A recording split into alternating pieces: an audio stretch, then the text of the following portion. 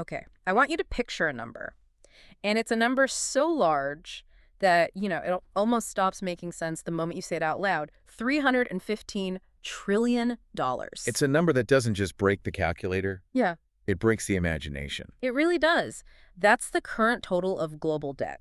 And to put that in perspective for you, that's nearly 3 times the size of the entire global economy. Right. So if you took every single asset, every service, every widget produced on Earth in a year, you'd have to sell it all 3 times over just to break even. And it's the speed. The speed at which we're adding to this mountain is what's truly alarming. The sources we looked at say we're adding about $1 trillion in new borrowing, every 100 days? Every 100 days. It's an accelerating train, which brings us to the central mystery we're diving into today, because this isn't just one country running up a bar tab. No, it's everyone. The United States owes over $38 trillion, the highest it's ever been.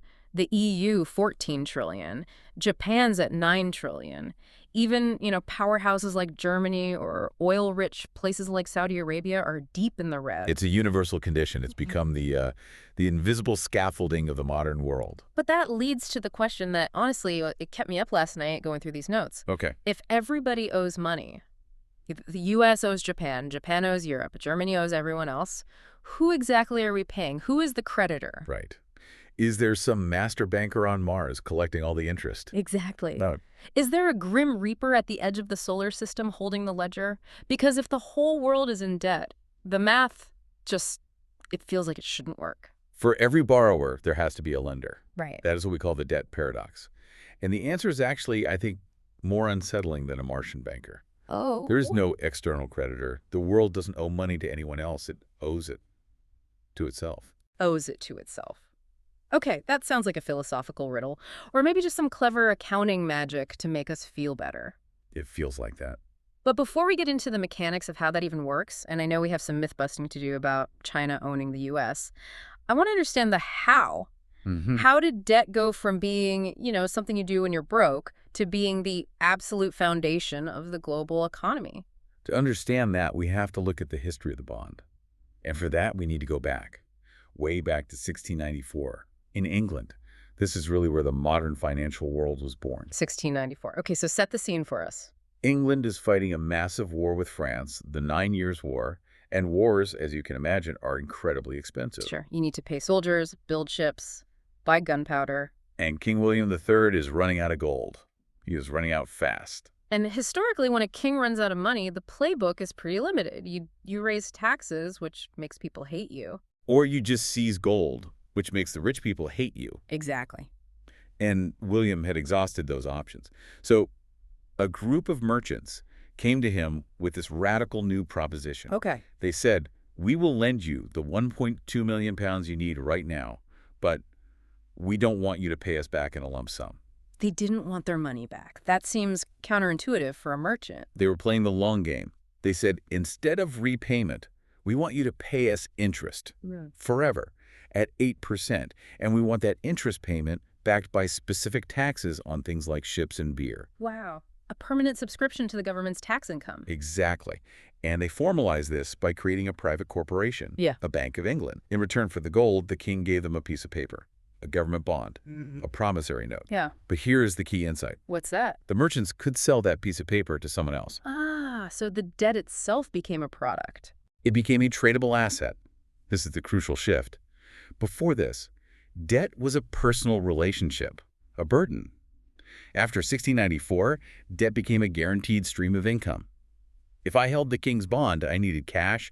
I didn't have to go chase the king. I could just sell the bond to you. I see. So for the lender, it went from a risky loan to a valuable liquid asset. And for the king, it was magic. It let England spend money it didn't have yet. It allowed them to outspend France, build a superior navy, and, well, eventually build an empire. So the battlefield moved from the ground to the balance sheet. It did.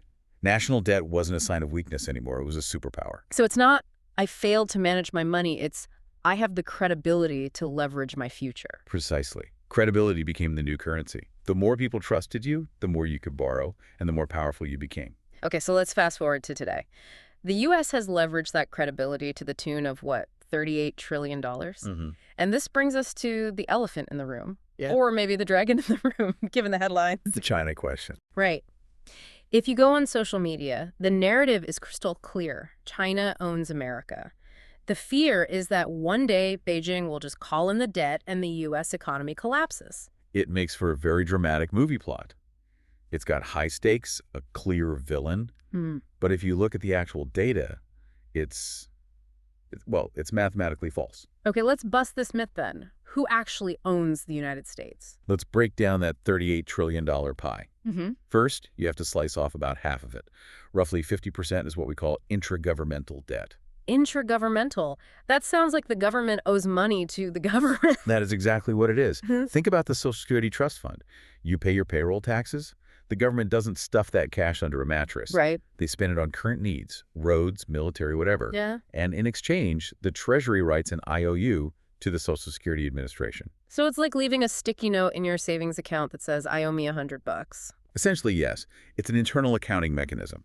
So let's look at the other half, the public debt, the stuff investors can actually buy and sell. Okay. Of that chunk, 2/3 is owned by American entities. American entities, meaning? U.S. banks, Yeah. U.S. pension funds, mutual funds, insurance companies, state and local governments.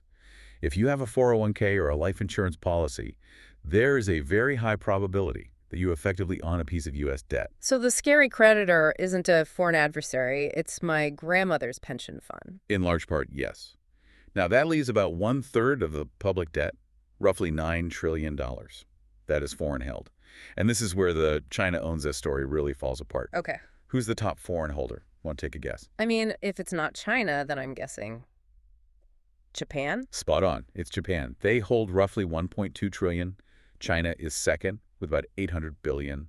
Then you've got the UK, Luxembourg, Belgium. Wait, hold on. China only holds $800 billion out of $38 trillion. That's right. It's about 2% of the total U.S. national debt. 2%? So the idea that they have some kind of kill switch on the American economy it's just exaggerated. And that really brings us back to that phrase you used at the start. We owe it to ourselves. It really is a circular mirror. It's a closed loop. The Treasury issues a bond. An American bank buys it. You go to work, you pay taxes. Those taxes go to the Treasury to pay the interest on the bond. And that interest flows back into my retirement account. Exactly. The creditor and the debtor are just different sides of the same person. But this isn't just happening inside the U.S., is it? The sources mention a global game of hot potato. Right, it scales up. Japan lends to the U.S. by buying treasuries. The U.S. lends to Europe through, say, the IMF. Europe lends to developing nations. And what do those nations do with their reserves? They buy U.S. or European bonds. To keep their currency stable. It's a poker table where everyone is playing with chips they borrowed from the person to their left. And the only rule is that nobody leaves the table. Nobody can leave the table.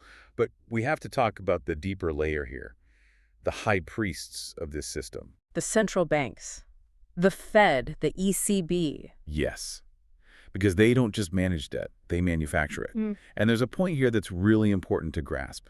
There's basically no such thing as debt-free money in our system. Unpack that for me. I think most people see money as an asset, a dollar bill, and debt as this separate negative thing. But they're two sides of the same coin.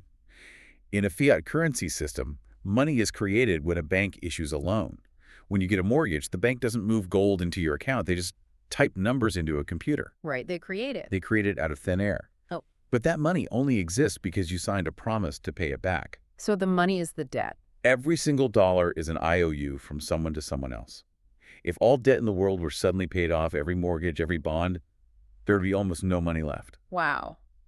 That is a lot to process. It implies the debt has to exist for the economy to even function. It does. Which leads to the big question. When do we pay it back? When does the U.S. write a check for $38 trillion and clear the slate? I have some news that might sound shocking.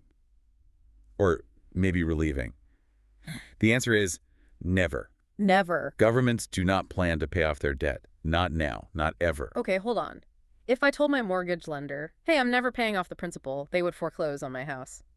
That sounds like a Ponzi scheme. Well, because you and I are mortal. We retire, we die. Our earning power stops. A state, theoretically, is immortal. It has an indefinite time horizon.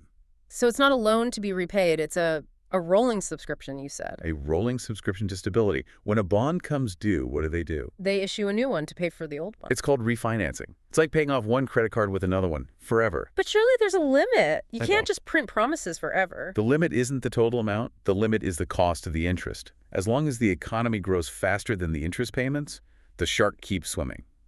The shark. It's an analogy from the sources. The global economy is a shark. It has to keep moving forward, keep borrowing to breathe. If it stops, it dies. But wouldn't it be safer if we did pay it off? Let's just say the U.S. adopted extreme austerity, paid everything off. Wouldn't we be in a stronger position? A debt-free America? You would think so. It appeals to our household logic. But this leads to what economists call the safety paradox. And this is the really counterintuitive part. Okay, walk me through it. Imagine the U.S. pays off its debt. That means there are no more U.S. Treasury bonds. Right. No more IOUs. The problem is, U.S. Treasury bonds are the bedrock of the entire global financial system. They're the risk-free asset. Banks use them as collateral to trade with each other. Pension funds hold them to guarantee payments. So they're the grease in the gears. They are more than the grease, they are the gears. If you remove the world's safest asset, the financial plumbing just clogs up. Lending would stop. So ironically, paying off the national debt would cause a financial crash. It would likely trigger massive deflation. The system is designed to depend on the U.S. never paying it off. It depends on rolling it over forever. That is fragile. Right. It feels like we've built a skyscraper on top of a promise. That's exactly what it is. And that brings us to the danger. Because this whole machine runs on one single fuel. Confidence. Confidence that the refinancing will just keep happening. Exactly. As long as investors believe the U.S. government can and will pay the interest, the world keeps turning. But we've seen what happens when that confidence breaks. You're talking about Greece back in 2010. Greece is the prime example. Suddenly, the market just decided Greece couldn't pay. Investors stopped buying the bonds. The interest rates, the yield spiked. And the yield is basically the price the government has to pay to convince people to lend to them. Right. When risk goes up, the yield goes up. Greece's yields went so high they couldn't afford to borrow any new money to pay for the old money. The shark stopped swimming. And that's a death spiral. And who paid the price for that? It wasn't the bond traders. It was the Greek citizens. Severe austerity, tax hikes, slash pensions. We saw it in Sri Lanka, too. They ran out of foreign currency to service their debt, and society collapsed. No fuel, no medicine. Which highlights the inequality here. We said we owe it to ourselves, but ourselves isn't one big happy family. No, it's not. Yeah. This is a critical point. Think about the flow of money. Taxes are collected from the general population, from workers. Mm-hmm. That money is used to pay interest on the debt. Who receives that interest? The people who own the assets, the investors, the institutions. Correct. So national debt acts as a mechanism that transfers wealth from the tax-paying worker upward to the bond-holding investor. It's a wealth transfer pump? In many ways, yes. The system is set up to protect the creditor, because if the creditor isn't protected, the whole thing collapses.